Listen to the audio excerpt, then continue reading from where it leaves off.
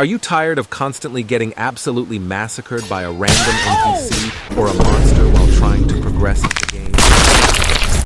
You bought a game for 400 Robux and you keep dying. You obviously want to change that. Here I am, and this is the ultimate Deepwoken beginner guide. Number 1, character creation. So here I am in the character creating menu. Take a look at the section in the top left corner. Let's start with the race. As you can see, my character is an adret, and here are all the other races you can roll, with Robux, of course, or by buying a new slot, which is better in my opinion. Each race gives you a unique trait. You can look them up because it's too much to cover in a quick beginner guide. You can pick your gender and racial type. Now let's pick a name.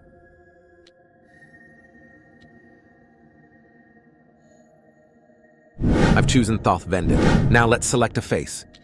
It doesn't really matter. You can just pick whether you want to be kind-looking or grumpy-looking. Now let's select the face markings. It again doesn't matter. You can just select the coolest-looking one. Now time for the starter weapon. You will have only the first 3 weapons unlocked. You will unlock the rest with echoes later on, but don't worry about it now. Let's start with the sword. It's a medium weapon. It deals decent damage and has a decent swing speed. Next up, we have the battle axe. It's a heavy weapon. It deals high damage, but has a slow swing speed. The last weapon is the stiletto. It's a light weapon. It deals low damage, but swings extremely fast. I'd recommend choosing the medium weapon. The battle axe can be also good, but it's easy to fight against, so you will get parried a ton. Now you have to pick your attunement. Flame Charm has the highest damage, so I'd recommend going for it. Now for your core attributes, you can pick whatever suits the build you're going for the best. Strength increases your physical strength, armor penetration, and carry load. Fortitude increases your health. Agility increases your parkour skills, stealth. Intelligence increases your ether, mantra mana. Willpower increases your sanity and tempo. Charisma increases your riz and ether. That's everything in terms of attributes. Let's talk about boons and flaws. For the first boon, pick Autodidact. And for the second one, it's either Survivalist or Maverick. And since Thoth doesn't have friends, I'll pick Maverick. It allows you to progress faster when alone. For the flaws, select Obvious and Vegetarian, but you gotta be careful to not consume any meat. And finally, your origin. Isle of Vigils may be safer, but I prefer to spawn in Etris. And that's exactly what I'm going to do. Now you can finalize your character. Number 2, the adventure to Erisia. Once you finalize your character, take out the gear and put it into your hotbar. Go talk to Trenty and ask him to spare you some extra money.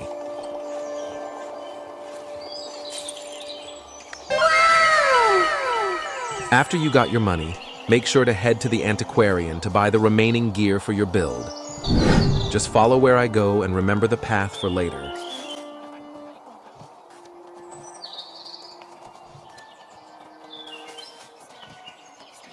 Now that we're here, make sure to buy the necessary gear.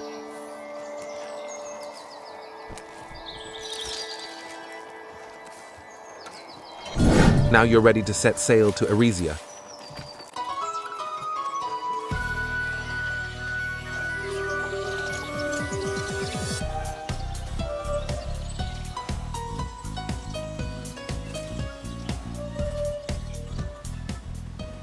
Once you're at the docks, you have 2 options. Number 1, sail to Erisia and farm there, recommended for beginners. Or, if you're feeling confident, which is the number 2 option, sail to Minitursa and complete the trial of 1. For now, let's not worry about the trial, and let's progress like a normal player. Follow where I go since we are picking the first option. Now, while we are sailing, let me give y'all a quick study about the bars. Starting from the left, the red bar shows your blood. If it's empty, you die.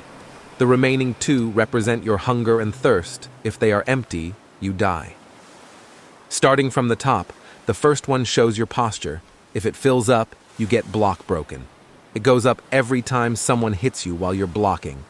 The big orange one is your health bar. It's orange whenever you're considered healthy. Whenever you get gripped, it turns dirty and looks like this. It shows that you didn't actually die, but you got injured, and the next grip will send you to the depths. The bar resets back to orange whenever you level up. The one below the health bar is your armor. If it's empty, it means that your armor is broken and you're taking more damage. The 4 circles are your cooldowns for stuff like rolling, fainting, critical attacks, and potion sickness. The blue bar shows your ether, your mantra mana.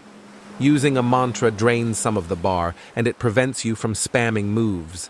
The last one is your tempo. It increases during combat, and it also increases your ether regen. It also allows you to vent, pushing enemies away from you. Now let me show you the entire route to Erisia in a time-lapse. I've chosen the safer approach with a lower chance to meet a player.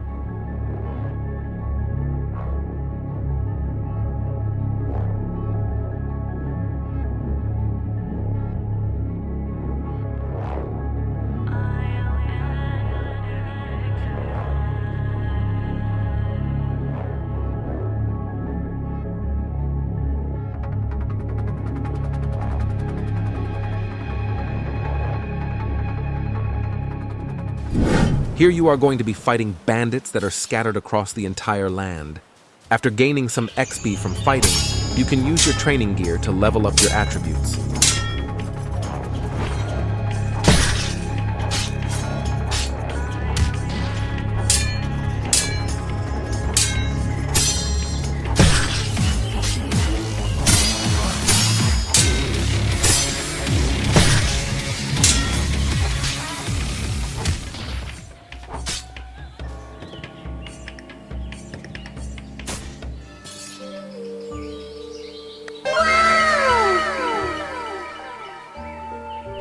After defeating the bandits, a chest with some decent loot will appear.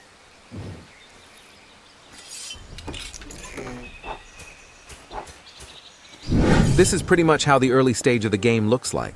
Now, if you want to advance further, let me give you a bonus tip. Number 3, how to fight a Sharko.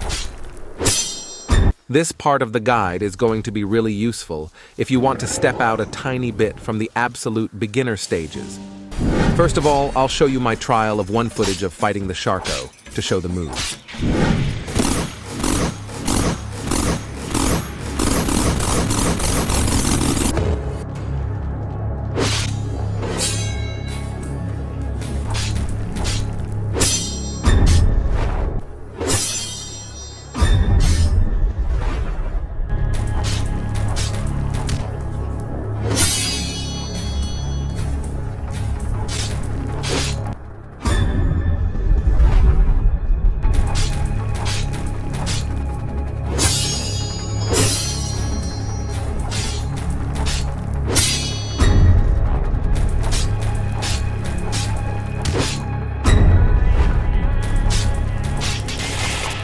Now let me show you the encounter in Viper's Jaw.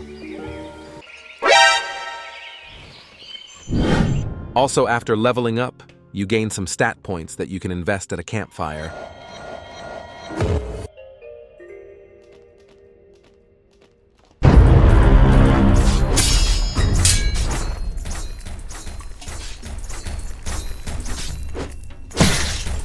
I had to get rid of the pteropod first because that's something you do not want to fight as a freshie.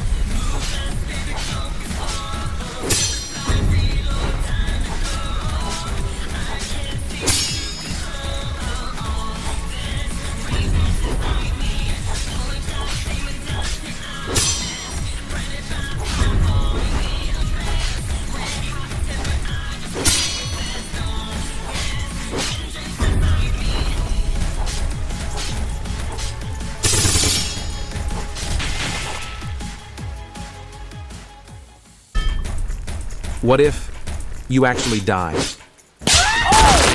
and get sent to the depths? Number 4, how to escape the depths. So now you spawned here and you have to escape. Pretty simple. Just find the big wall and stick to it and walk. If you see something that you absolutely can't fight, log. After that, just continue walking in the same direction.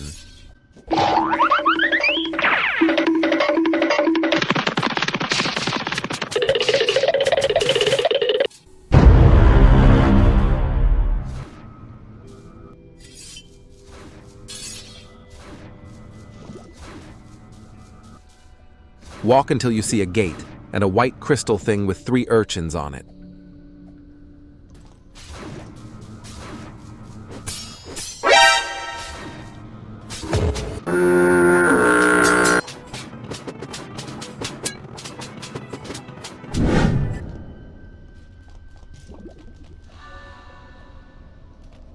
So here are the 3 urchins, and this is where you came from. Now that you're here, turn left. Just follow where I go.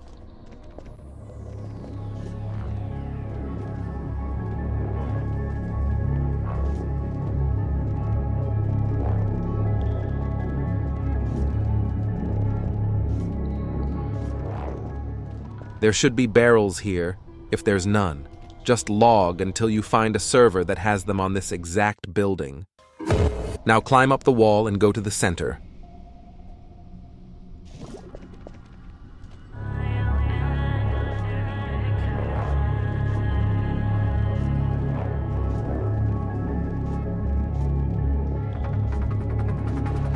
Try getting down while trying to not lose much HP.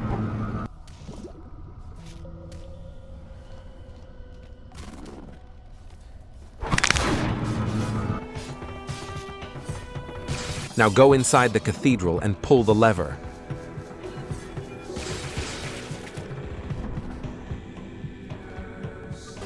You will now face a trial. If you're a low level, you will pass without fighting. Unless you are power 4 and above, you are going to face an enemy before passing. If you die, you get wiped. I don't want them staining the hall with that putrid filth.